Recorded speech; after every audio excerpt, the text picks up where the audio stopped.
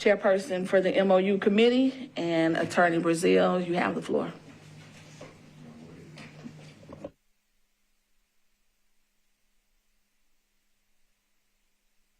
The big news is we met yesterday at SWAT, revised drafts. Frank's had conversations.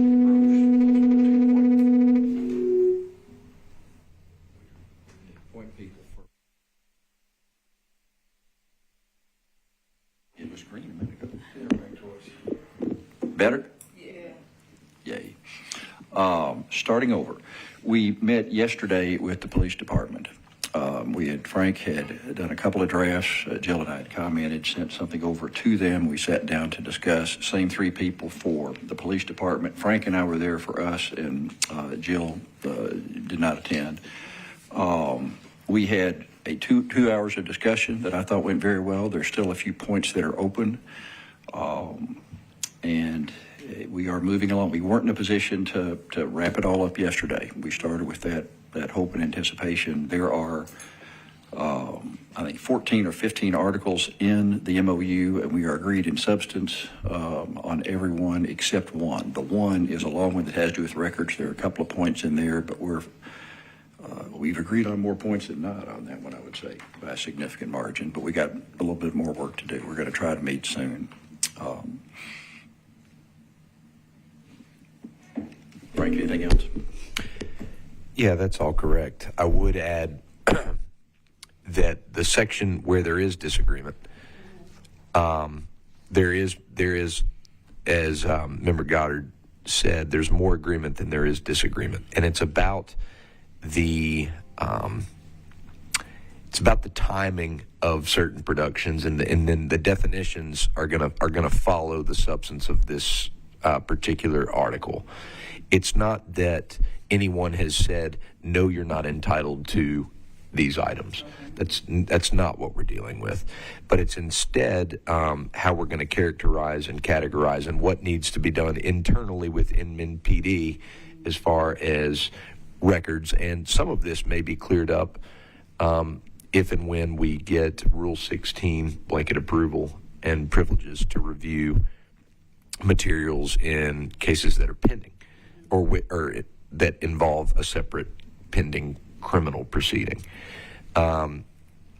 And really, we have a lot to be optimistic about, and I feel that this document will enable us to do everything we need to do when it's complete.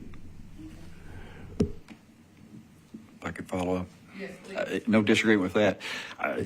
On the positive, there's a lot of positive. On the positive side, things we have agreed on is with the case file that comes, there's a defined set of records and body-worn cameras and so forth that come with that. We don't have to file a request and wait and have all that. They readily agreed to that.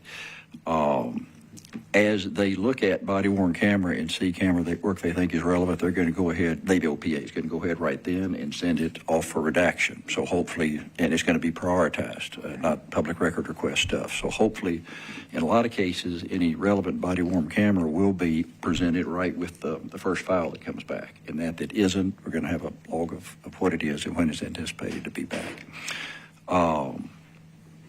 And then there's other documents that are involved in the case. It'll vary from case to case, and some of those will come as well.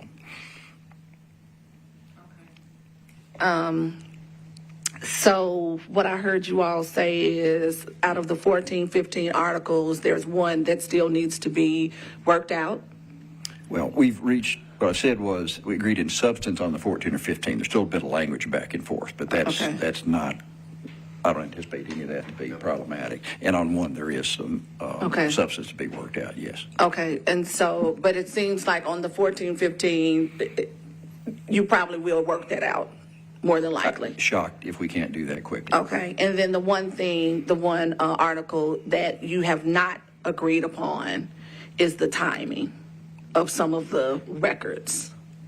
It is, that article has to do with which records and when and how they come and how Rule 16 works. And there are a number of points covered in that article, and there are a few points in there. Some, I guess, relate to timing. Right. as an example, when the first thing comes in, there's still an open thing discussed in terms of, I think we're pretty much agreed on what documents we get, and then how are the documents we're not getting at that point identified, so we can, and you know, what the agreement says is we get these first set of documents we've agreed on, review that, see what other documents we want, at that point make a follow request if we need to. And just part of that, our ability to do that is knowing what other documents are out there. And that's one point that's open. I'm sorry to be so general, but I don't want to get too specific. But that kind of thing, but we're both know where the other side would like to have it and are thinking and trying to reach agreement on that, as one example. Does that make sense, Jill? Okay. That's correct. And just to add to it a little bit, there is some disagreement right now about whether or not it should be included by OPA a log or a list of materials that were decided to not be relevant to their investigation. We, of course, would like it identified, listed materials that may have been considered or discarded or were available for review but not reviewed, or we want, in order to do a complete review of an investigation, we need to see everything, capital E, everything. And there is a little disagreement about whether or not that would create what they would call a burdensome task for their personnel to keep a log of those materials. And really, when we say log, we just mean a list. So is this what what you're saying is, we want a log, and I remember us having this conversation very early on, a log of everything that could have been potentially been reviewed. Even if they didn't review it, we need to know what those things are. Is that what we're saying? In part, but also items that may have been briefly reviewed and determined to not be relevant. Okay, so everything. So everything. Okay. Director Fisher, did you have something you wanted to include? No, I think you guys knew what you did. Everything is everything. And we resolved that, I think, though Jill hasn't seen and signed off on, I don't think. But with respect to body worn cameras, he said, we need this. They said, well, that's burdensome to do a list, this and that. Finally, they said, look, on the, what was the report they described? The incident report? It was a CAD report. CAD report, that anybody that was there would be identified there, and we would have rights to they should have had their body worn camera. So we will know the number of people, we'll know what cameras are available if we want to ask for that. And we said, well, fine, if we put that in, that will always be in the CAD or whatever. So that's how we resolve that one. We're looking for something like that. If there's anything, MMPD is looking for something like that. If there's anything they already have that gives us all or substantially all of what we need, and there's just a smaller amount, we need to go in a separate log. That's what we're trying to work out, stuff like that. Okay. And I understand when they say it's burdensome, because on a CAD report, remember the CAD report is the report that is generated by the dispatch. And so sometimes if you have a call, the main characters who are involved are going to show up. They usually are going to have their cameras on. Then you also have maybe, 10 other officers that show up who aren't really relevant to the investigation.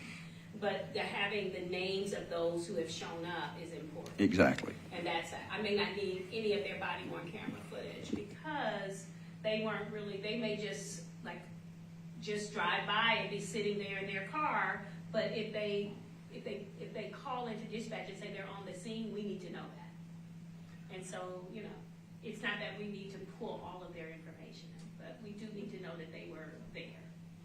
And so providing a log of that is what is burdensome to MNPD?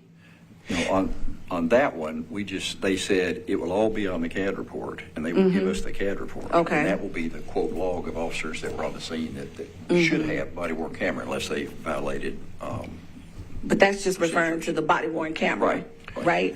That's a solution. Provision of the CAD report's a solution to the requested log, for lack of better words, as it applies to the body worn camera footage. Right, but nothing else. Well, right. The CAD report information would not apply to, say, another document that may have been considered and determined to not be relevant. They're going to give us that. They're going to give us any interviews they conduct. They're going to give us that stuff. then it's just other documents. A lot of those are just part of the case file already. We're trying to get a handle on what's not there.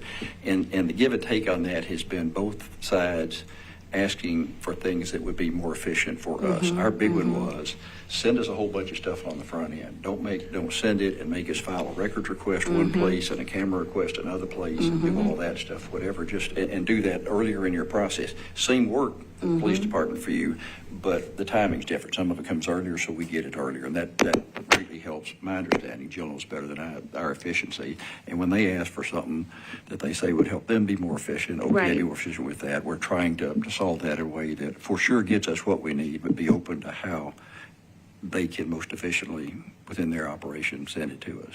And see, what's important too, like, so for instance, I wouldn't know everything that they reviewed, right? I wouldn't know everything that they reviewed because unless they send us that log.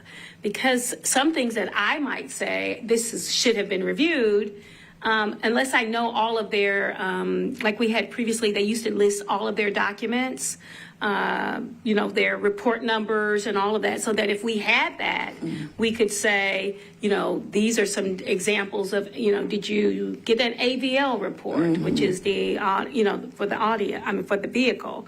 Did you do a GPS tracking or any of those things, like we had talked about in maybe previous investigations? You can determine that maybe in the investigation or the review, but it would be nice to already know what documents they have already reviewed, and then have a list of documents that they should be just listed like in the manual. Like, these are all of our records.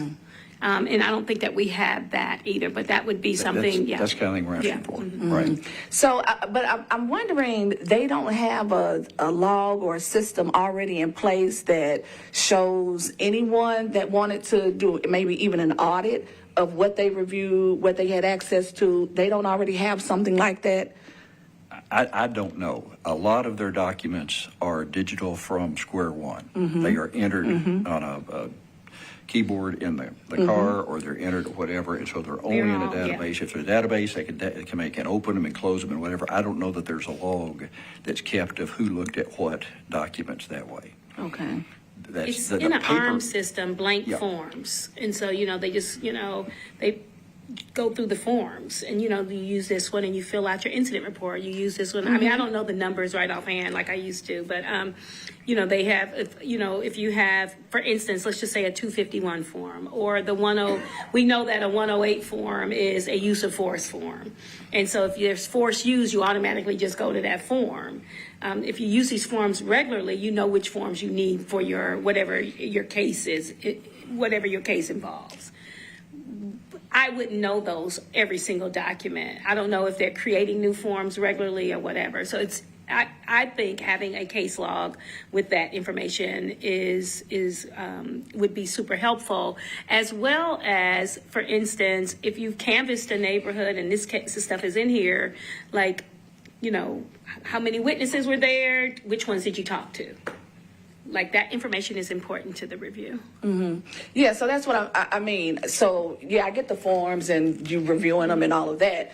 But if you are investigating a complaint, then how will we know what were the things that you reviewed for the investigation? Well, we would know that by the case file. Okay. Which there's no question we're entitled to, and they'll provide. Right. But really, this is kind of a nuanced discussion within the case file. We'd like to go beyond and have included an idea of other items that may have had some appearance in the investigation that aren't currently in the file, or in what OPA would call their entire case file. Right, and so I got that. So how do we know? So if I am Starling and I'm reviewing some files, how do I know that my detective or person in OPA reviewed this interview with the 5th officer that came to the scene, right, and then said, well, this is irrelevant? How will I know that he did that or she did that? How, and I'm MNPD, not the CRB. How will I know that my person did review that but said that it wasn't relevant? How will I know that? I don't know that he does. Well, I don't know that he does. I mean, don't I know just that he does. reviewed, I was looking at a case, and they have, what OPA put in their summary to us was that they reviewed a case, there was 3 officers. And so I was looking for the, the report, or the, the response, the officers, I guess, questionnaire, whatever they want to call it. And that wasn't in there, so I was looking, so I was like, okay, well, what happened with this first officer? And it said that based on the body worn camera footage, there was no need to interview the officer. Okay. That in second officer, based on the body worn camera, same thing for all 3. But for me, because you didn't interview them, doesn't mean that, we may want to ask them some questions. Or I would like to know, like when you say based on the body worn camera, you didn't interview them, it should have been like some exact statement about what was contained in there that made you decide not to interview move them forward with questioning the officer.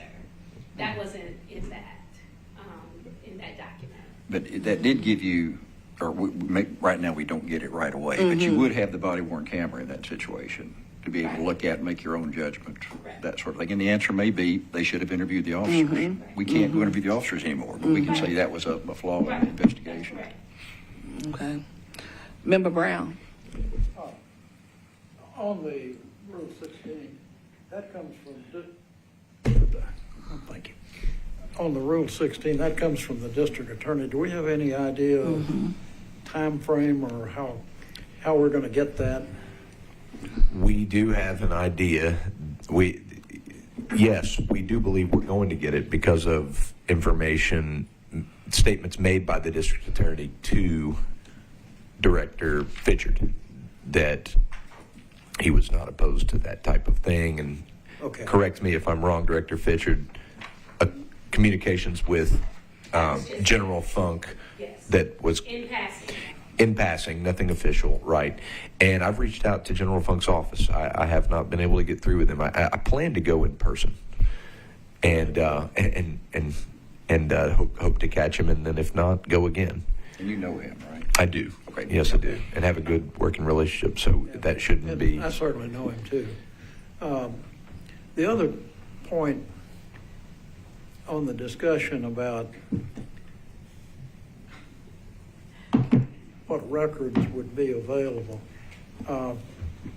certainly seems that if it's in the report that something was looked at but not pursued, that we should get that. Trying to set something to have a log of items that they didn't look at, that I can understand their problem with that. If they indicate they looked at it, or they had something available like the body camera, but they didn't interview, that would be useful. But I don't know how you create a log of things that they might have looked at but didn't. I can understand their problem with that. But we certainly should get information as to what they actually looked at and disregarded or didn't pursue. That I think is important, but I don't think we want to go too far because I don't know how you do that. The big thing I think we've resolved, the big concern, not the only, but the big concern for me was, are there videos out there we don't know about? And that we've now got nailed down. That's right. The category of items that could be there and weren't reviewed, most of that, all that I can really imagine that it would be, is in this body-worn camera footage, which the CAD report is a solution to that, listing every involved officer. So our compliance monitors would have the ability to follow up if they needed to. And just so that's in the and just for clarification, it's the body worn camera and the in-car camera. So it's any video footage. Yeah. Correct. Every time I say camera, I was meaning both. Are we sure that it contains the third-party videos? I think we mentioned third-party. For instance, someone's Ring doorbell camera. Well, I thought that we included that too. I don't know if we use the language third-party video. We did. Okay. We might have another video or audio. And if not, Yeah, we need to probably think about that. Because what happens is a complainant would turn it over, and, you know, I'd like to see that as well as I'm making my determinations, as well as if they gathered some themselves. or at least know it's there. I mean, there may be some that the body worn camera just gives you all you need to know, and there'll be a lot that it doesn't. Okay, so we're continuing to work. One last point. Okay, go ahead. A lot of their standard, I think all of their standard reports that relate to an incident are part of what, my understanding, we may need to nail this down then further, going to come with that first throw across the fence to us. All the digital, the CAD reports, the various other reports, things that typically show up in investigation, that's coming right off the bat, whether they looked at it or not. Correct. And so what we're going to do is continue to work on getting this law created. Now I want to know what the actual plan is, and you don't have to divulge too much information, but we do believe that this is relevant, correct? For us to know what is available to us. And Yes, we need to know what is out there that we can look at that they didn't look at. And I appreciate what Joe's saying, but we're open to, if there's a CAD report equivalent or these or that reports, whatever, narrowing down what would have to go on a log as opposed to saying, we'll go read this and it's in there kind of thing. now, so I want to go back to my point where, so what we're saying is that what does not exist currently is something that tells even MNPD what the investigator actually looked at, disregarded. I'm just trying to figure out, why does this seem like we're asking for something special, but it appears, or it sounds like that this is something that would be useful not only to the CRB but to MNPD as well if they have to go back to an investigation. I'm going to do something I try not to do, which is engage in complete speculation. Yes, It you may do be not that the like to do higher-ups in MNPD know they can walk down the hall and talk to somebody and say, hey, did you look at this, did you look at Gotcha. that, whatever. They've got all that ability to do it. It's much more efficient than people filling out logs, I'm guessing, on every Okay. case when 99% or 90% of the time it doesn't come up. I don't know is the short answer. Maybe is what that was, but again, Okay. speculation. So I'm just getting to the point where it's not unheard of. It's just that, right. So it's not like, oh, this is some kind of request out of the blue. This is something that they probably want to know themselves, but they have access to that information because they're in the same vicinity, right? Could That's my possibly speculation. be. Right, Exactly. right. And so since we're not in the same vicinity and we don't have that access to investigators that type of way, then we would need a log or some type of document that tells us what they reviewed, even if they did, if they deemed it irrelevant to the investigation. That is my thinking and my Okay. understanding of our thinking. Okay, and that's what we're going to go back with regardless if, as we are continuing to work through this. That's what we said article. we still want coming out of the meeting Okay, yesterday. okay. The ball is in Cindy Gross's court to give Okay. us a draft. She hasn't committed a specific date, but I think in a few days, and we will go from there.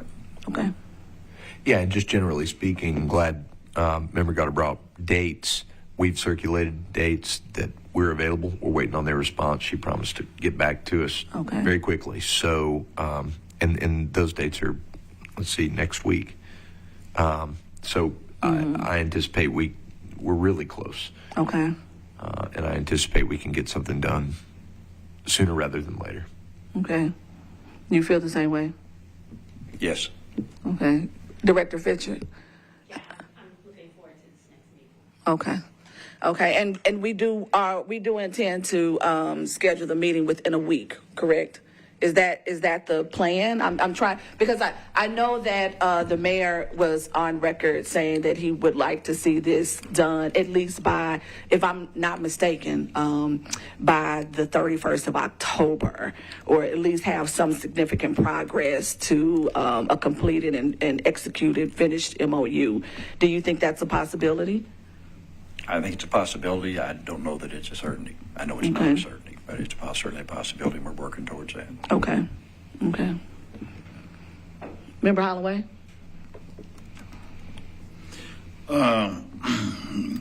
Attaining certain documents depends on the nature of the case and what extent they are on with the case. You know, whether the beginning process or towards the end of the process. But the case file gonna be limited. Depends on the kind of prosecution they're looking forward to, and you may get the general report and maybe the first officer supplement, but to get if their report is kind of conflicting, you're not gonna get everybody document because they want to research it, go through it, do additional investigation on it to make sure that they are on the right track pursuing the investigation. Officers see different things. I can start here and say one thing, and by the time we get around here, it's a different version. And so there have been cases where you got one officer see one thing, and they might feel that this other officer was a little bit too aggressive, or may have not said, used the right language in certain situations.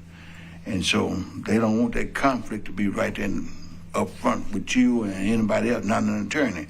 You know, and they'll prolong that part of the file until necessary to get in higher court. And I should add, I just misspoke. At 4:40 today, Attorney Gross for Department of Law sent over an acceptance October 31st at 10 a.m. in the jury assembly room, and she asked if that works for our team. I know it does for me, and I believe, and if Member Goddard's available, we can, that's Halloween at 10 a.m. Wait, the 31st? 31st at 10. That's Thursday, right? Halloween, correct. I am not wearing a costume. I think that she said it was a requirement. Costumes are required. Put it down. That's good. So that answers the question Okay. as to timing, and I'm hopeful that that can, be a productive meeting. Okay, good. And then I assume that you all will have correspondence back and forth between now and 10/31 regarding, especially this main issue and any other issue that you all can or didn't agree on yesterday, correct? We will. We're going to. Specifically, Cindy's going to send us a marked up draft before Okay. the 31st. Okay. And we'll go through and fairly easily be able to identify what we don't like and are still in disagreement on. Okay. If anything. Okay. Was there anything else from the meeting that we should know that was in our favor or we wanted to know or it did not happen? Can you think of anything? I can't think of any did not happen. I can't think of any point we didn't discuss. There's Okay. a long list of things that we got worked out. Yeah, I would just highlight how much we do agree on. Okay, that's great. We're close. That's great. Member Brown, turn your camera. Yeah. So if we can hammer out an agreement 31st or shortly thereafter, then it has to be approved by the board. And so that would mean, unless we call a special meeting, it's going to be toward the end of November. That's before we right. can vote on it. Okay. Our meeting in November is November the 16th, so we would have actually an executive committee meeting first. Okay. And then the 18th would be our meeting, so it's not at the end of the month because of the holidays. That's right. Because of Executive Thanksgiving. committee is November 13th and Monday the 18th, and I believe we will have something for a vote then. Okay. All right. So we're looking for something to vote. Okay.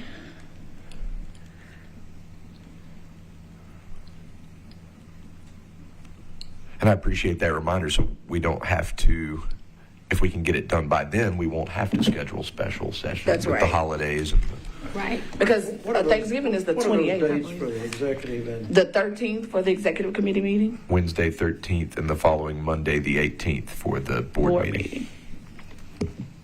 Okay. It's a lot of events coming up starting tomorrow. throughout December. So hopefully we can be exact on some of these meetings. What's the event tomorrow? Sort of friends within Medical College. Oh, okay. What is it? Circle of Friends. Oh, yeah. I hadn't been to one of those in a long time, so I suppose you're going to be there. I've been asked. Okay. Okay. I'm good both those dates. Okay, good. Okay, that sounds good. So I know we had a last minute inclusion of Chief Drake attending a board meeting or board meetings, and it was included that Chief Drake would and Executive Director Fisher would meet quarterly. Has that been agreed upon? What we discussed yesterday. Well, Frank, you go ahead. What we discussed yesterday, their response was, there's not a need to meet quarterly. It's more important to meet regularly when any issue shows up on the MOU. And there's I'm not sure the word deconfliction is still in there, but there is a dispute resolution provision in the MOU, and we're adding to that it goes to the chief if it's not resolved beneath at a lower level. That's correct. Okay. And then we added that a designee of the chief would be at at each full board meeting. So continuing Commander Laura's position as the representative until Right. I suppose he is on his duty at the new Southeast. 9th precinct. Yep, precinct, right? Yeah. Okay. And so do we know who would take his place once he is in that position? They did not indicate any names of Commander Lara's eventual replacement. Okay. And so, Member Goddard, you said that MMPD does not believe that a quarterly meeting with Executive Director Fisher and Chief Drake is necessary unless there's an issue with something on the MOU. Go ahead. You heard. I heard what and agree with Member Goddard that it accurately represented their point. What the point was is rather than mandated quarterly meetings, which I believe the chief declined to attend, it was instead that we build a provision that was already in the works where conflict is resolved through different tiers. And an eventual tier, if it can't be resolved, is that Director Fitchard and Chief Drake sit down together. So that it's not that he has said, I will not meet at all. It's instead that he has said, we build it, and it's not just about MOU issues. If it's any issue between the board and MNPD that can't be resolved, then part of that resolution would mean a face-to-face between not one of his delegates, but we've asked that it be him and Member Fitchard and Director Fitchard. Well, we should also have some member of the executive committee there as well, I would think, not just director. And we had not included that or even asked about that. Why is that? I just think it's Prudent. better to have somebody from the board there. Yeah, absolutely. I'm going to make a note of that. Member Holloway? If we can't get a quarterly meeting with him, definitely we should be able to get a semi-annual meeting. 6 months, you know. If you can go around from community to community and meet with the public and discuss issues that have been going on in the neighborhood, definitely you can meet with Director Fisher.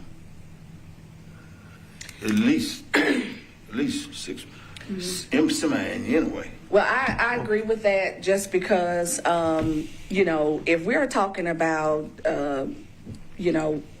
creating a efficient process where community police relations are a priority, then I cannot understand why Director Fitchard or Chief Drake would not at least visit and attend at least one board meeting for the CRB because he has failed to come to any, since my tenure.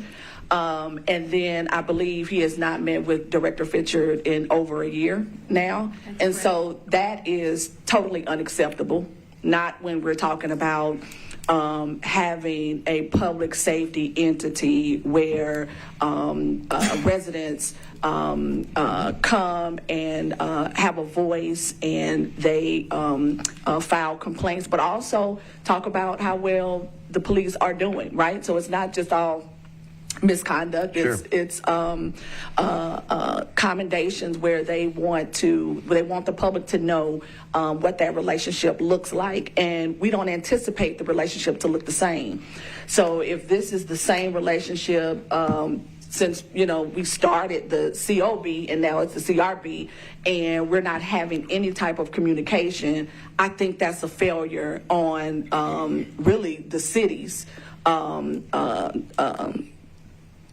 that perspective, because now you have these two entities that should be collaborating more than what we're actually doing, and to not meet at all and only meet when there's an issue, right? That's being reactive and not proactive. And I have a serious problem with that. And then you have to remember too, department heads are collaborating with one another, right? We are department heads of agencies. And so if, in fact, he may not want to meet with a board member, there's also the mayor's administration, they have a liaison as well. But I am curious as to have a clear understanding on why he wouldn't want to meet, to talk about issues pertaining to the department and our agency working collaboratively together. And issues within the city, right? This is not just let me tell you what you guys are doing wrong. This is about public safety and about improved police and community relations. And so I think that would be bad optics to say that, we don't have to meet, but this new Alliance for Public Safety will have an in-depth conversation with Chief Drake on the 16th of November, and we can't get an annual meeting with him because he has declined. I don't know what the optics of that would actually look like to the public. Let me say, completely agree, and also reiterate something I shared, or at least intended to share, and perhaps Member Goddard will remember if I did or not. But this would, it's importantly, it would symbolize cooperation. It would. Meaning teamwork, meaning we're operating together. At a minimum, the willingness, and I think I used That's words, right. willingness, Okay. cooperation. The willingness to meet and share face is really what the symbol there is, possibly more important than anything that could be discussed, because maybe operations are running smoothly. But it's important to remember that we should be cooperating, and part of building that bridge is willingness to meet with one another. So I'm not sure, and no reasons were provided other than, it would be unfair to say no reasons were provided for his declination, because it was mentioned that this is available, it's televised, people are already watching it from the department, and I understand that. But there is still the symbol of cooperation. This does mean something, and this work is about safety. And if we are willing to meet with other entities, certainly you would meet with the entity statutorily charged with working with your department. Yes, I agree. At the meeting, but you certainly agree. I did not say it. Well, he was thinking it. Member Brown, did you have anything? Okay, Member Holloway. What it shows that we're working hand in hand with the police department and doing the same thing, is working for the community. And once the community see that we got a good rapport between each other, then they have the trust that they can That's right. build into the situation. And this is something that's been long overdue, and people been crying out for it. They put it on the poll, they voted in favor, and now it's the law. And so we all need to work hand in hand and carry this out. I agree. I agree. Yeah, I fully agree too. Okay, you agree, Member Brown? Okay. Absolutely. Okay. Member Goddard? Okay, sounds good. So we will go back with these. I just want us to really kind of understand how how important this is. This is not anything that's lightweight when we're talking about having a better relationship with MNPD as the Community Review Board. This is a necessity and it is a priority. We missed him on the first MOU meeting because remember, Goddard, you did talk to him and he did say that he would be there, correct? When I first talked to him, he did. Yep, he did. And he, A couple of months before we actually had the meeting. yes, it was, but we did not hear, I haven't heard anything. So I think that's where we start to improve on the relationship, where we have to communicate and, you know, we don't have to agree on everything, but we do have to communicate and respect each other's work. And let me say this is where I need to certainly be a lawyer here. Okay.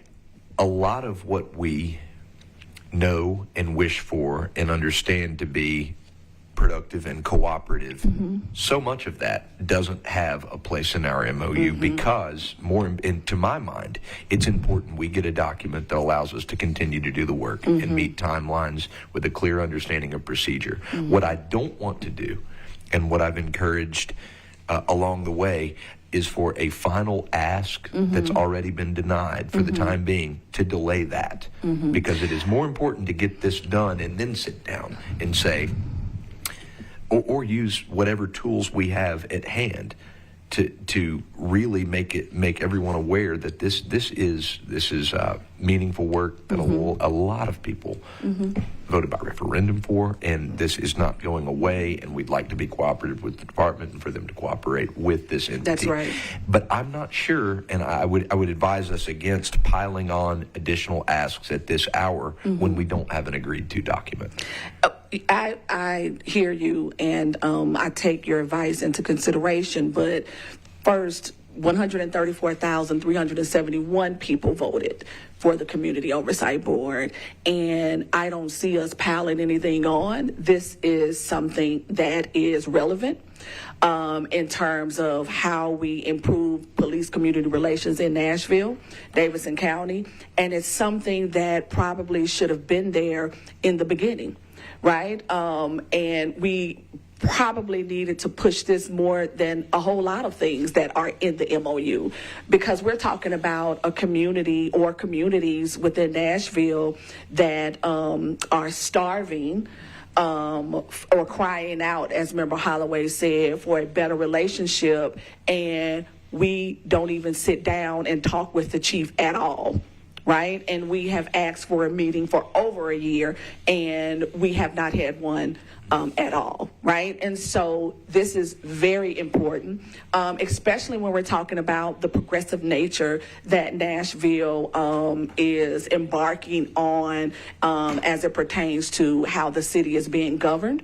Right? And the importance of the community's voice in many aspects of our local government. And so I believe that this would be a priority, not only to the community, but also to our local administration and the administrators of our local government, right? So this is not just let me throw this at you and see if it'll stick. This is something that we know should have happened probably in the first MOU if it wasn't in there, right? And how we build on a relationship that may not have started off great, right? But we have an intention for it to be solid, for us to come to agree more than we disagree, right? And we know that that's a long road ahead of us, but we have to start somewhere.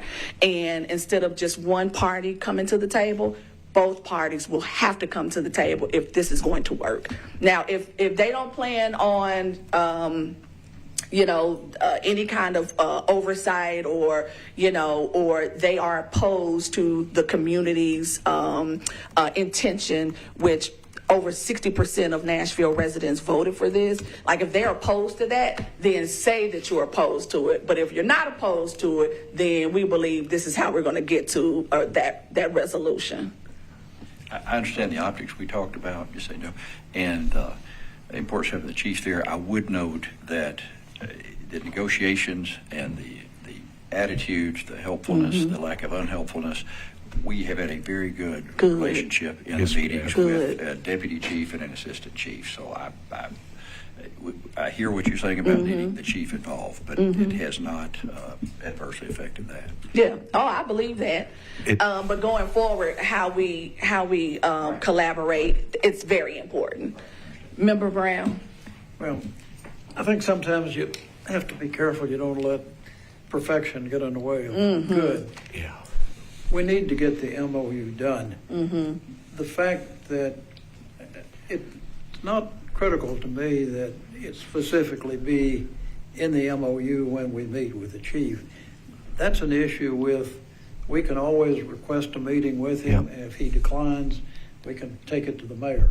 So I don't want to get hung up over that in the MOU, because we've got other avenues to meet with the chief, and if he declines to meet with us, we got the mayor's office. So I think we can take it that way. I just don't want to get into a disagreement that holds up the MOU. I don't anticipate it to be a disagreement. Maybe Chief Drake thought that quarterly was a bit much. And so what would be sufficient for him to meet with the Community Review Board or with Executive Director Fisher? If meeting with the board will hold up an MOU that we've been working on for many months, something more is wrong, and we need to find out what that is. At least in my opinion. If meeting with the community is what will hold up an MOU, and we've been working on it since the spring, then there's something else that we need to be discussing. And I do believe, Joe, that Member Brown, that we have gone the route. No, you're Member Brown. We're in a professional setting. We're not at the bar. It really does, because we've been asking for a meeting for over a year, and the mayor knows about that. And so if we don't codify it and put it in a document that's agreed upon and signed, then I'm not sure that we would ever see the chief. We may have to go to Belmont's Curb Event Center and go to the event later on in November in order to hear what his public safety plans are. So we don't want to operate like that. We want to operate in the spirit of cooperation. And I think that if something like this holds us up, then we have a more serious problem than on our hands than we actually know about. So hold on one second, Member Holloway, and then I'll go to you. I hear what you say with the MOU meeting. You got a good relationship, but when you're in front of the camera, you say one thing, but when you get behind closed doors, you say another thing.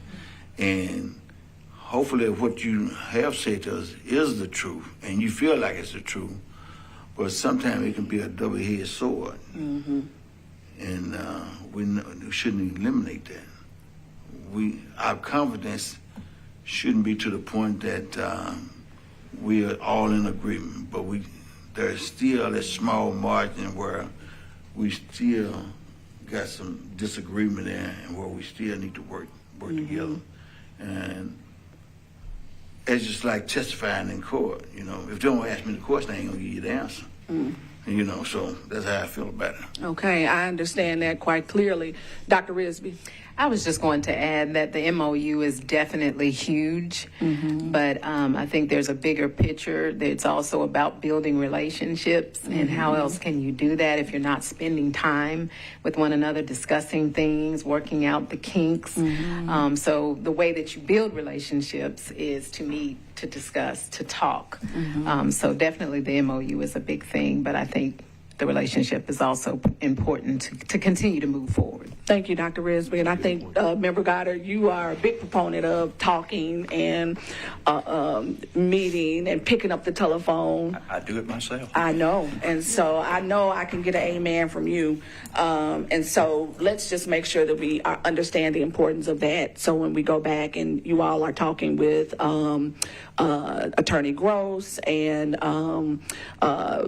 Widener and Green, that they understand the importance of this. Absolutely. Okay. Thank you. All right. Anything else on the MOU? Thank you, gentlemen. Thank you, Executive Director Fitcher, for all your hard work. I can see the finish line. I can see the light. I really can. Just don't drop the baton. You got that right. So I really appreciate it. You guys are, your hard work has not gone unnoticed at all. Thank you. You're welcome. Thank you. Okay. Next is our rules and bylaws. Chairperson Holloway. I was received information today on a question about Article 6, which may be in conflict with another article here in the amendment, and hopefully that we can correct that within the next day or so, and that we can send it out to the board members, so when Monday comes around, all we have to do is approve it. And I'm not going to attempt to do anything about no election process until this is done. But what I would like to say about the election process, one of the worst elections I've ever seen in my life happened with this board when one person ran for every position. That's when we first got started. And so I'd rather not see that. It won't happen again. If you run for a position and you did not get it, then someone can nominate you from the floor for another position. But we got a small number of members. We got 7. We used to have 11. We had something to work with. So we had to do what we have to do and work together and support each other, whatever position that we hold.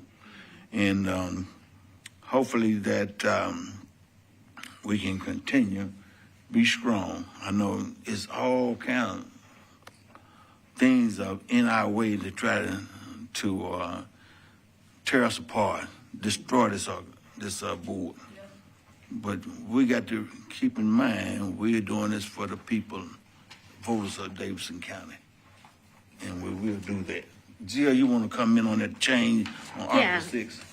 Sure, Article 6. So, and I also found a couple more type errors while I was reading this again, so I'll talk about those too. So in Article 6, Chair, if you look at where I highlighted in Section A, and there's a line there that says general supervision of the board staff, that the chair of the board would have general supervision of the board staff. And then if you go to Article 8, it says something kind of different.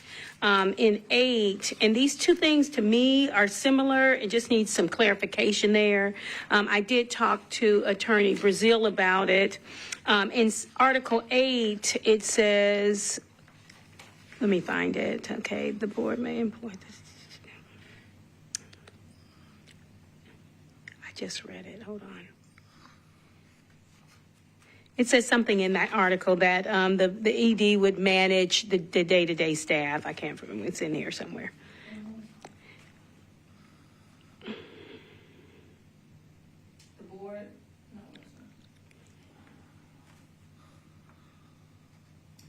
Board may employ staff may be necessary to carry out the purposes of Yes. the board to be managed by the executive director. Yeah, the that's end it. of the Yeah, that's it right there. 3 to 4 sentence. Yeah.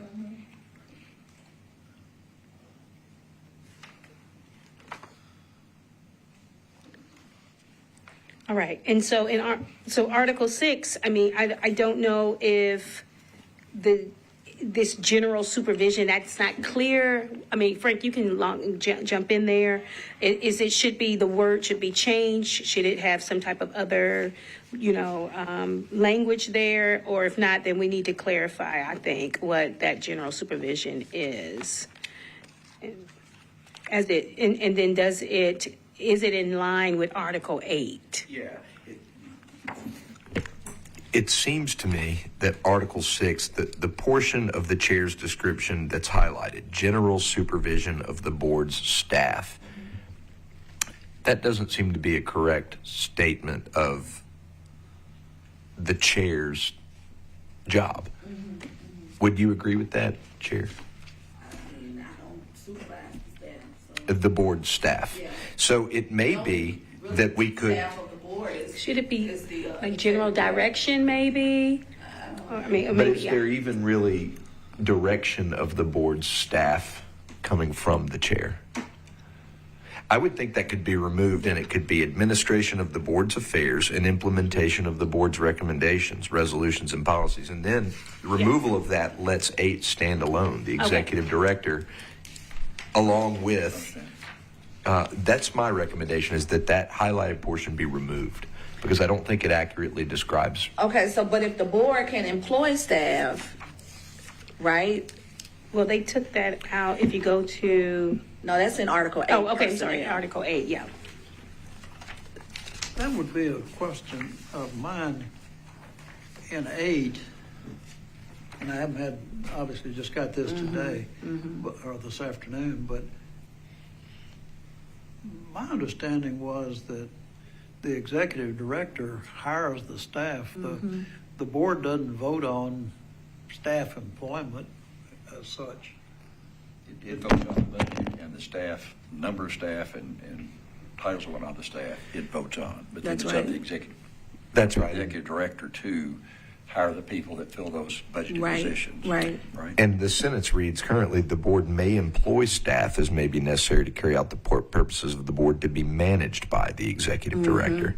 And then the following sentence says, the executive director, in consultation with the executive committee, shall have the authority to hire, discipline, and terminate all other employees of the board. Yeah, I'm not pursuant- aware that the executive director, though, has consulted with the executive committee on Correct. hiring staff. Or terminating them. Right. Right. I mean, as far as I know, we've never been consulted, by the deputy director, by the, various people. That's been.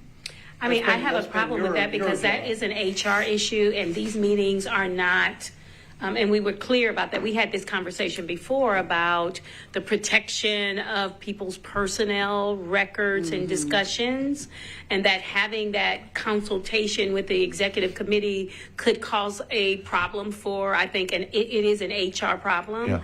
And even if we went into executive session, which we heard from Nikki Ecke, and even today at the open records meeting, or open meeting, like you can't go into executive session to discuss personnel issues. And so I just think that in all of that pertains to the hiring, the firing of any, or the discussion of employee issues at an executive committee meeting, while this is a public meeting, it would be problematic for not only us, but the city as well. I think what may be intended there, or was intended when it was first written, and maybe some better words are there, are the executive committee's available to you if you need to bounce something off of them about any personnel issue. These or others. What you said about records and all that certainly qualifies that. But if you have some judgment call you want executive committee's input on, hadn't happened yet, probably going to happen, you can. Yeah. So if that is the case, and we don't want to put any personal information, since our meetings have now been recorded, our executive committee meetings, then we may have to change the language here in Article 8, where we're not employing, even if we did, so let's just say we did say, okay, we need a secretary, or we need administrative assistant for the board's work or something like that. They'd still be managed by Executive Director Fitchard. She would still have the discretion to discipline them, terminate them. But if that's the case, then she would notify the executive committee as soon as possible, if something, like some kind of notification for whatever the termination or disciplining or something like that. We'd have to have some kind of information that's going back and forth or whatever. Right, and remember, Hiring, anybody, termination, significant discipline. That's right, or something like that. Yes. and anyone that we employ would be a civil servant. That's Remember right. that. So that they also have their own civil service rules and protections Right. and all that. So. Those parameters, the Metropolitan Government Civil Service rules are kind of limiting in that sense. It's saying you have to still act within this. And I agree with Member Goddard's interpretation. It's that this executive committee is available if needed for consultation, so long as nothing runs afoul of these parameters and civil Right. service rules. So it's almost there. Yes. And I'm happy to tweak the language. Okay. Okay. Do we agree, though, that this highlighted portion in 6 could be removed altogether? The general supervision of the board staff is just not a part of the chair's. Yeah, I'm I fine would. with that. Yeah, I'm fine with it as well. Can we then go, if you guys are finished, we can go to page 14.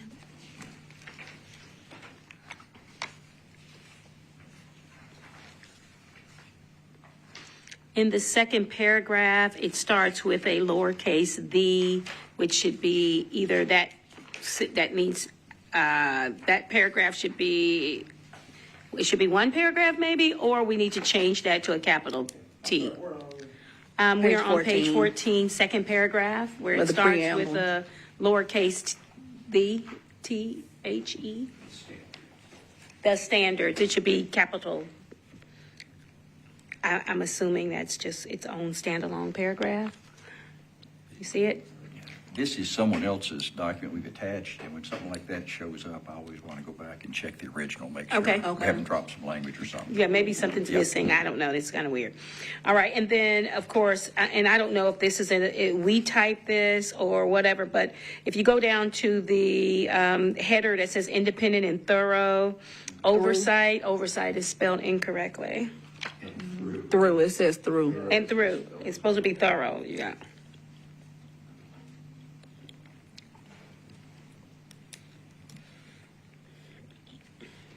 I'm less No. concerned about the "the," it may be just another typo.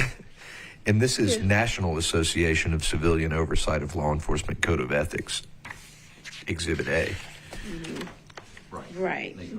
But I don't know if that's, yes, it looks Is like. this I don't. Their okay. document?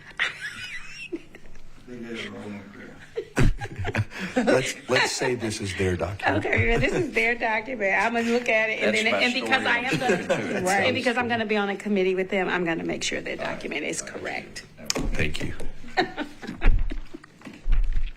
Okay. Was that it? Yes. Okay, since we're agreeing on this, I will give you a call Sunday to see if, all that has been put in place. And, if it has been, we'll go forward, put it on the agenda for the board to act on it, Monday. Okay. Will we have this revised with the revisions and the tweaks by Friday to review this? So long as I can be provided with a Word document. I'll try to get your word document. Absolutely. I have that. Okay. With Now, I a Word won't be in document, the yes, office by on Friday. If not, that would be tough. I'll get it to you tomorrow for the word document, and then, And absolutely. yeah. I just won't be in on Friday, but I'll make certain you get it. And I'll call you on Sunday. Do you have a? I'm gonna call you. You call me, okay. So we'll get a draft Friday. Yes, Friday. That's correct. Okay. All right. Anything else? It will be. That draft Friday could be after lunch, Okay. but it will be Friday. All right. Sounds good. Anything else? Anything else, Member Holloway? That's it. Okay. Sounds good. Board vacancies?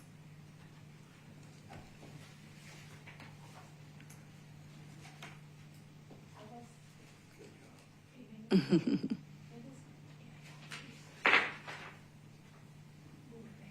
board vacancies. Okay, I haven't heard anything about board vacancies, but I haven't received anything official about board vacancies. We know that, well, yes, I have. But anyway, board vacancies are approaching by the end of October. And so we know that whoever rolls off, I think Member Goddard, and we have the vacancy from Mary Beard, Board Member Beard. That's right. That's still been vacant. It continues to be vacant. And then, of course, we, if Member Goddard, it rolls off or stays on, that he has up to 60 days to continue in that role. Okay. So, I have advised the mayor's office that 5 years is enough. I've enjoyed working with you guys a lot, but I'm going to roll off. I am informed that I can continue to serve, which I would like to, until my appointment is replaced. Okay. But I think the process, the mayor has 60 days if and this is extremely likely, he doesn't, the vice mayor or someone else appoints, and then it's got to go to 2 readings of council at this point. Okay. Just repeat what I've If been you told. I stay, don't know if that. you stay 60 days, it has to. Oh, you're talking about it has to go to 2 readings for the No matter what. The new new person. person, not Right. for me. not Yes. for me, but for the new, Right. And I serve until a new person is seated, or can serve until a new person is seated. Yep. I would like the chair to think about a substitute secretary during this period, however. I can't even imagine Well, anybody we can else. talk. Okay. All right. I don't know who would do it. Well, I will say, Member Goddard, your service has been exemplary. We thank you for all your hard work. We thank you for getting in the way of things. That's a good thing sometimes. It really is. And really helping push this board further than it was before. And so 5 years, I think you deserve like a medal or something. Just let me go. I can do that. It's terrible. We can do that. We can. Thank you. If you don't want a medal of honor, that's fine. We can let you go. Oh, well. Thank you very, very much. Those are kind comments. I much appreciate it. Yes, yes. And so your witty banter will be missed. We'll try to see if we can find somebody as funny as you. All right. Okay. So we will continue to work with, of course, the mayor's office and Ms. Bugs Yes. on finding a replacement, or not a replacement, but a board member, 2 board members to fill our 2 vacancies. So we can do this work together. And I've already expressed to Mr. Goddard my response to his leaving. I mean, we didn't always agree on things, but I did appreciate the work that he's done to try to move this board forward. And so, yeah, finding a replacement for a secretary will be difficult because he's always done really wonderful work with us in helping us get those minute things together. And so I do appreciate you doing this work for the community. Thank you. I appreciate your comments and you as well. So what will you replace the CRB with? Are you going to be very, very bored, I'm sure. What are you going to do for your excitement? My retirement plan was I was on 4 boards to stay on those and roll off of them sequentially as I found other things to get involved in. Okay. I'm doing a lot of travel, doing some other things.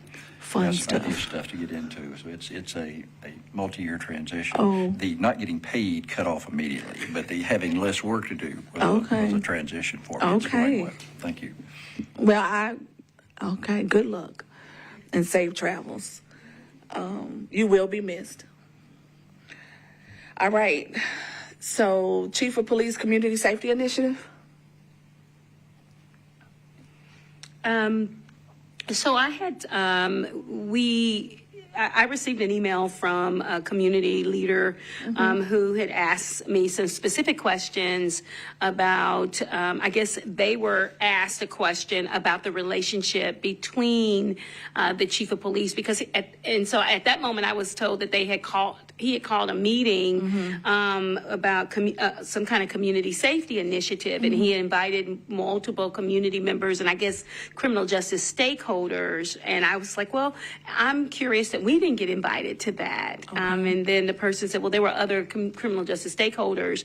But the question was, what is the relationship with the CRB, specifically with Executive Director Fitchard? I think that's how it went. And that response from what this person alleges is that the chief said that we had been, I guess, tardy in turning over complaints.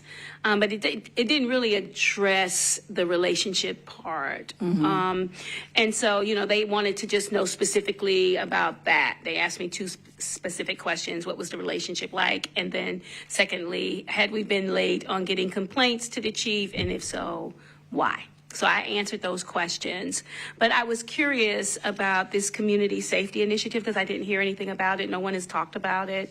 I don't know who was there. And I don't know what this community safety initiative is. If it is something separate Maybe I have no idea if it's about the Alliance.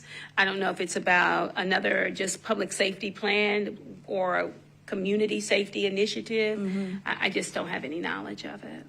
Okay. So I just wanted to make certain that you all are aware, because if there is a separate community safety initiative, I do believe that the public should know about that. I agree. Member Holloway? I don't know who you talked to about that afterward. You probably need to get in contact with. I've had the same experience myself, and where Mayor Purcell avoided me come to a meeting. And what happened was the ministers, NAACP and the Urban League, set up a meeting with Mayor Purcell, and they invited me. So it wasn't my meeting. And so Mayor Purcell sent somebody in the room to see who was in there. And the guy looked over and saw me, so he went back out. So he told the mayor I was in there because his face was pink red. And the first thing he said, I believe in a change of command. I said, Mr. Mayor, I do too, because it wasn't about me, and I was just invited, you know. But the question they were asking, they knew it came from me, you know, so. Okay. So, so what I'm hearing is that there was a community safety initiative meeting, and the CRB wasn't invited. We didn't know anything about this community safety initiative, and clearly our name was brought up in the meeting and our relationship, and so it was maybe a one-sided conversation. I'm trying to understand why there would be a community safety initiative meeting, and maybe they're having multiple meetings and we weren't in this phase. I wonder where we could find out this information. The person she talked to about what happened at the meeting is one person she can make contact with to inform of a future meeting that if she's aware of, or maybe contact someone else who may be familiar with those type meetings, but give her a call and let her know if she could be there, or send a representative to the meeting. It says, I attended a meeting this morning at which Chief Drake outlined his community safety initiative. In response to a question regarding the relationship between the police department and the CRB, the chief stated that the CRB has not been referring complaints it receives to the MPD within the 3 days as required by the COB preemption statute. 2 questions. Is Chief Drake's statement accurate? And if it is, why have the referrals not been made within the statute's time period? Do you want my response? Okay. I said, I'm doing well, and thank you for letting me know there was a meeting about a community safety initiative with Chief Drake. For some unknown reason, I was not invited to hear his plan. However, here's the answers to your question. Number 1, is Chief Drake's statement accurate? This is partly true. We have on occasion not gotten the complaints to the OPA within the 3-time limit because of several mitigating issues. But his blanket statement that we have not sent complaints to OPA in a timely fashion is inaccurate. Most of the cases have been sent within the time constraints. Number 2, if it is, why have the referrals not been made within the statute's time period? There are numerous reasons why a complaint may not have been sent within the 3-day time period. Non-contact with the complainant, compliance monitor not in the office, changes in staff, ED out of the office, etc.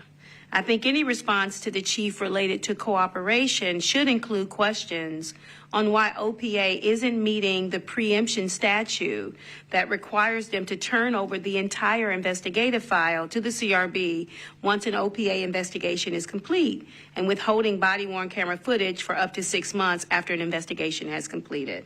I appreciate you reaching out for answers, and I'm always available to discuss public safety concerns with you.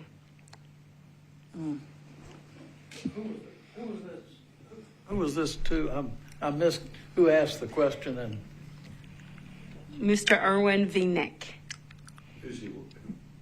who is he? In what capacity? As a member of this, I guess it received an invitation alongside other community leaders. members, okay. He's not a reporter of any kind? No, I do believe he's an attorney. He's an attorney. Yeah, and if he's not a practicing attorney, he's a retired attorney. But law is his field. I do know who he is. I'm sorry, I think I need to say, that has come up in the negotiations from the police department. I'm not saying I agree with this or know it to be fact, whatever their position is. What happens with some regularity is a whole bunch, 10, 11, 5, 6 show up at once. And they've got to start under their SOP timeframes and whatnot. Right. Start a whole bunch of things at once that if they showed up 3 days after they showed up with our group, it would be easier on them. So in the MOU is the requirement, it's just copying the statute that they Right. be provided in 3 days. So, Can I respond to that? Sure. So initially, when we first started, I really thought that it was easier for them to get them, in multiples. And that was under Miss Moranti, right? And so, I was sending them, I would get them because they were coming in sporadically. And I was like, do they really, we didn't have any conversation about how they would receive these. So yes, in the very beginning stages, they were receiving them, in bulk.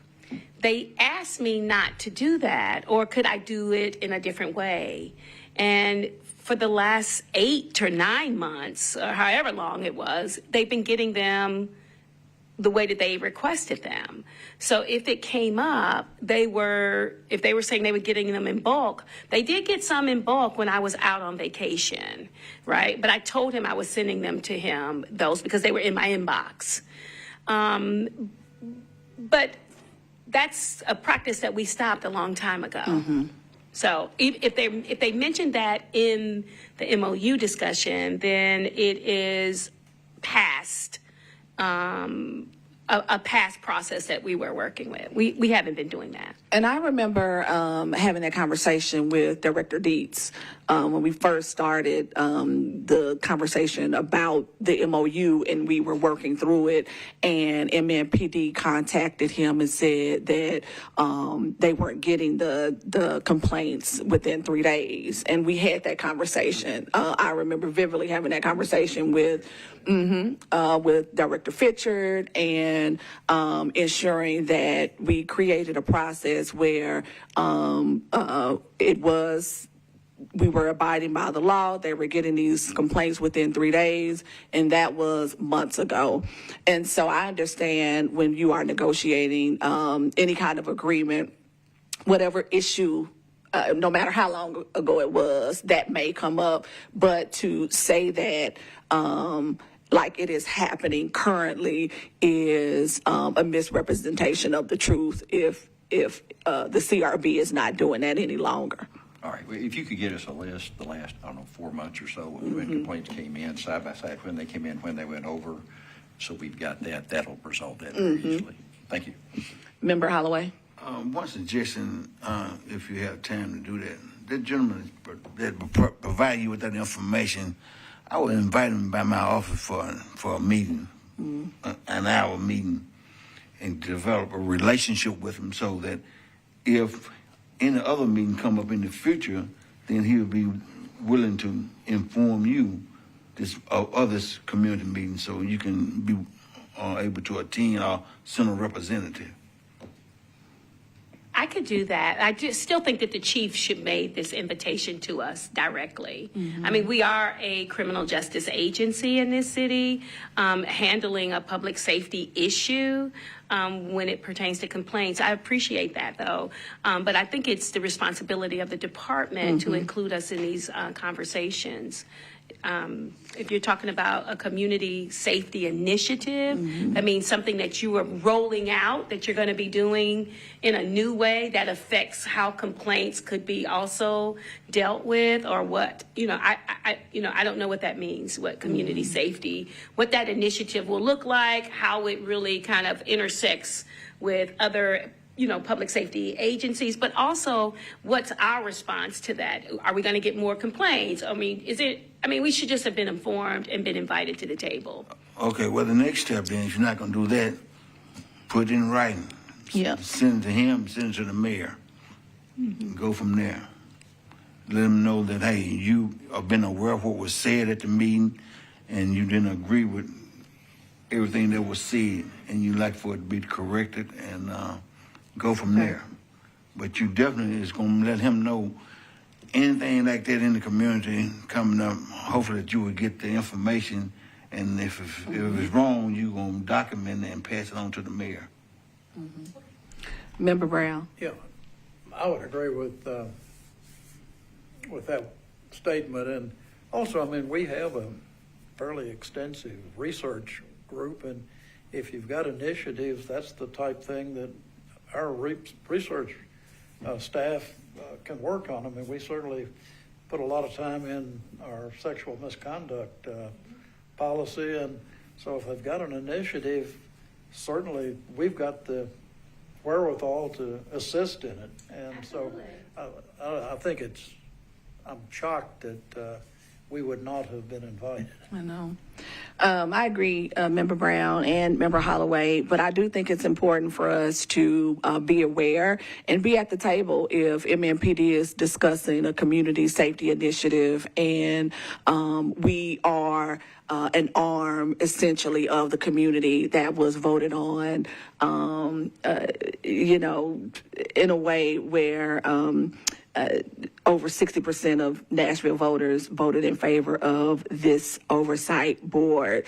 But also, it goes back to the relationship that continues to either be non-existent or that we have really struggled to create and form and mend, and it continues to go on, right? When we're having these meetings and we're not being invited to the table, especially if we have been charged to help articulate, right, what this community safety, what these community initiatives are as it pertains to Nashville communities and neighborhoods being safe. And I think we're doing the community a disservice when we are not at the table, right, or we're not invited to the table, because now we have that close relationship with the community. We can't tell them, and we can't help them understand what these new safety initiatives are, and that's problematic. And so I think what probably would need to be done is a conversation, maybe having a conversation with the mayor's office regarding, assistance. Back to Member Brown's point regarding, Member Brown, regarding really having the mayor assist us in helping form a relationship that would be healthy and positive and beneficial to the community. Because right now we don't have that. That's correct. Okay. And I mean, on the heels of NACO, which we went to this national organization and talking to agencies across the country. Actually, I think over 150 agencies were represented. It was over 600 agencies there, and listening to what their relationships were with their police departments in their respective cities. We are far behind. Although we are doing the work, and I think that our police department is, progressive in many ways, the relationship building, which is mandated within the state statute, is the part where we are failing. And I've had that, this conversation in that executive director, forum, just listening to some of the ways that they have either built relationships or relationships are strained. I mean, it's not just unique to Nashville, but I one of the things that, because we've made progress in so many other things, and I think that we have a mayor who supports a very healthy relationship between his department heads, to just not include us in something that involves public safety in this city is concerning to me. I mean, it's not just like, I just overlooked that. No, this was done deliberately. We weren't invited deliberately to this meeting. So it did concern me. I mean, I haven't had an opportunity, because of course we went right to NACO, to have this discussion with the mayor's office, but I don't think that there should be any community safety initiatives that we aren't at the table. I agree. So we will need to put that in writing so we can have someone to help us facilitate that from the mayor's office. Anything additional with the Chief of Police Community Safety Initiative? Any other comments? Okay. New business and announcements? I just wanted to go back. It's not a community safety initiative, but you did mention slightly that the chief was going to meet with this The Alliance. Alliance for Public Safety. the Alliance for Public Safety, which is an open meeting for people to go. If you want to hear, we haven't heard from the chief, but he'll be speaking to the public at that Alliance on the November the 14th at the Curb Center. And I think it begins, and I can send that information out. Okay.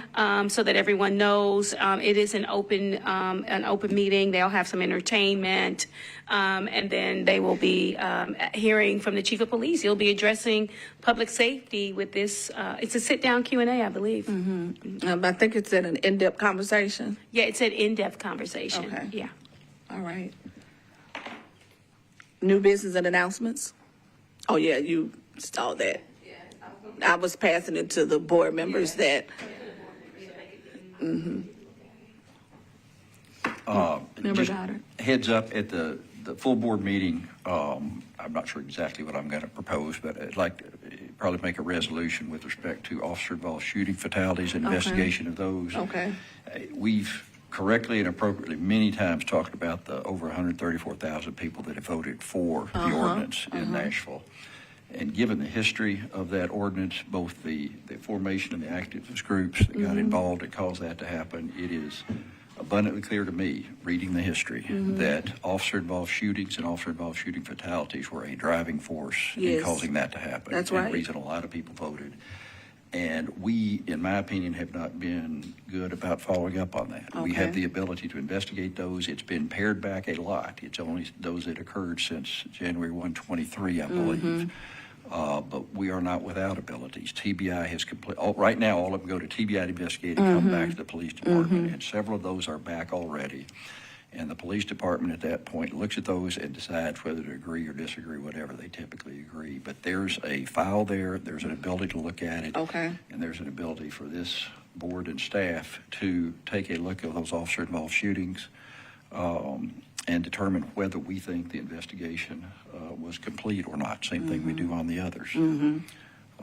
I think it would help I think it'd help in a lot of ways. I think it would fulfill what we were called to do by that vote. Okay. I think it would be, I'm not doing it for publicity reason, but I think it would be a helpful thing for the community to see us doing. Okay, I agree. Okay. I think you are 100% correct. I think we will need to put that. Yep, he's leaving out on a high note. I do. And so, yes, we do. And so I think that is absolutely spot on, and it is appropriate. And also making sure that that we are aware of these officer-involved shootings. And I know that we talked about that and discussed that with DEC, the Department of Emergency Communication, and making sure that we are notified when there is an officer-involved shooting, so we will know what to track and follow and what we need to ask for. Okay. And then one more question about that, because I know one of the shootings, officer-involved shootings, was it? No, not the last one. Not the one with the Hispanic man, and not the very last one.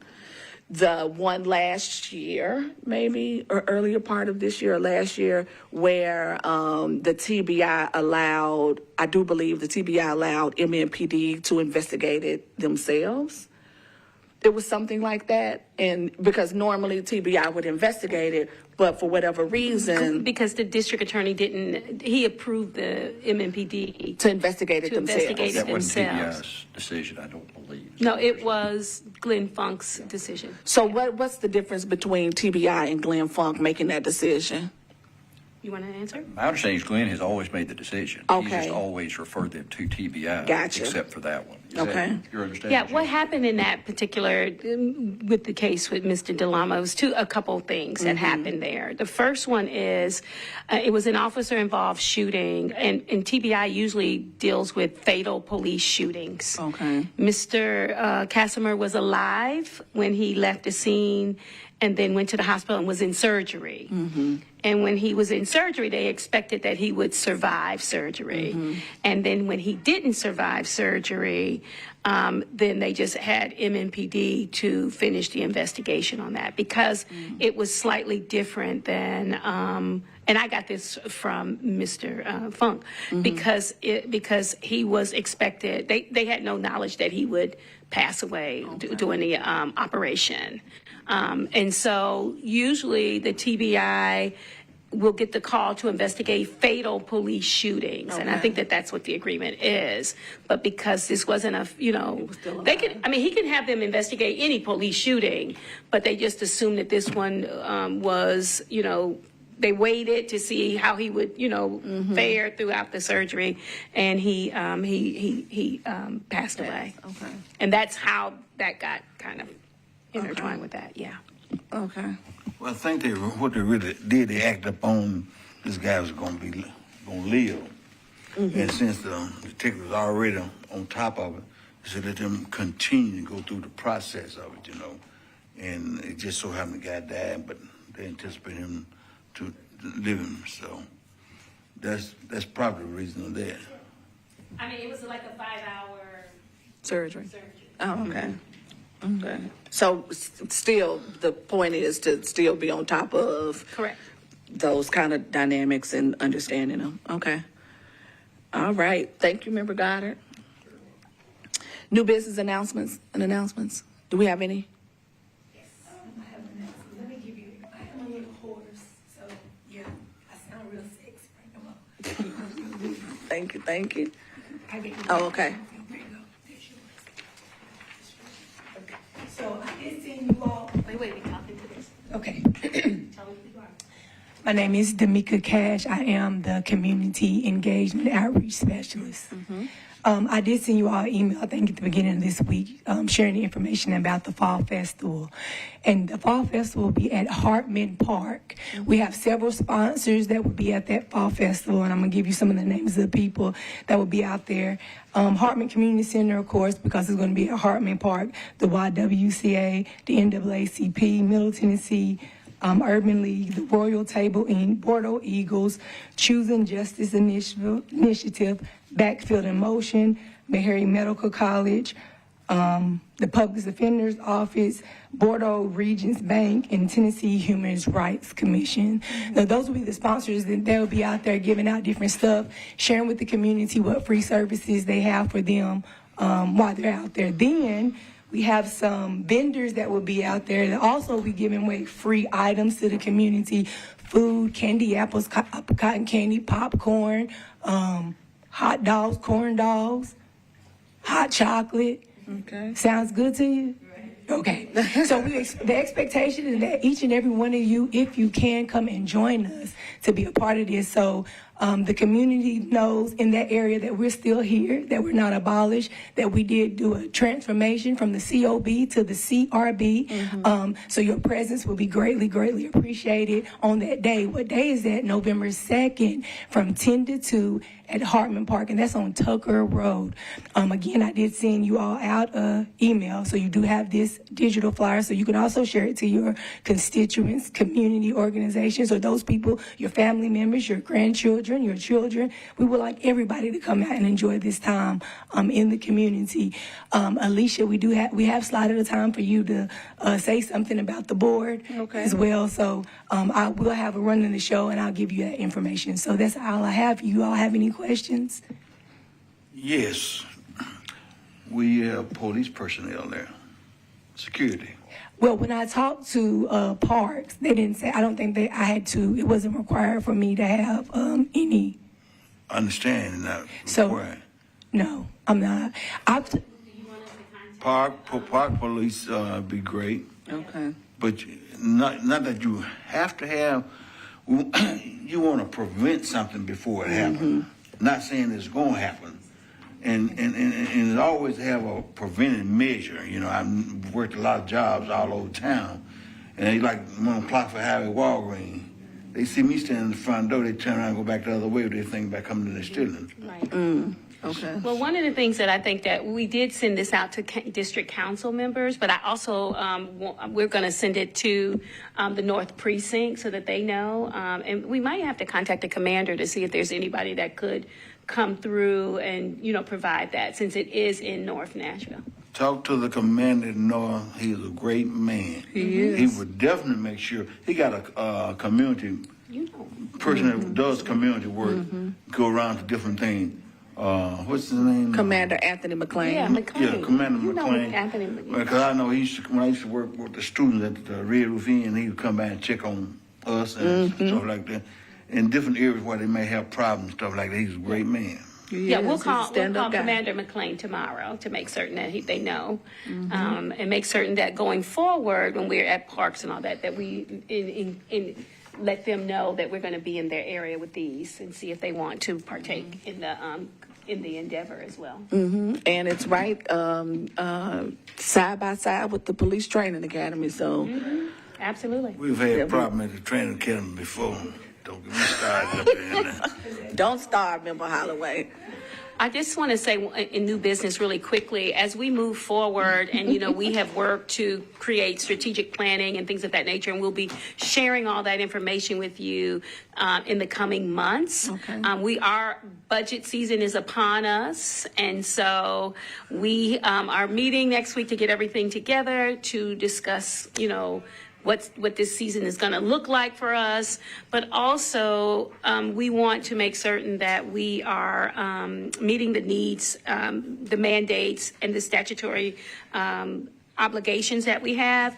But one of those is making certain that we are continuously building or trying to build a better relationship between the community and the police department. It's going to take a huge effort on the police department to do that. And so maybe having some, what I would like to see is that we provide some, two events, that at least two, that deal with procedural justice and include the police department there as speakers, like whatever it is that we need to do to figure out what this relationship looks like.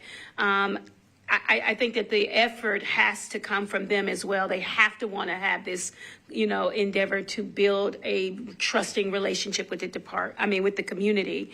And I noticed that some of them are going through some training through the Alliance is giving them some training in relation to what it is to build those trusting relationships, bias training, and those types of things. And so I'm hoping that what they learn is helpful so that when we start pulling on them to meet us, in the middle where we are involving the community to come in for these real conversations about what public trust looks like, that they would partake and that you all would do, be a part of that as we sit down and work through that. Okay. All right. That sounds good. Budget is coming up. You're leaving right on time. I guess that's why you are leaving. Okay. And so we'll be working on that. And then, of course, the strategic planning that you're working with David. So if there's nothing else, Member Brown? All right. We don't have any public comment. We didn't have anyone here today. So can I get a second? All right. We are adjourned. Thank you.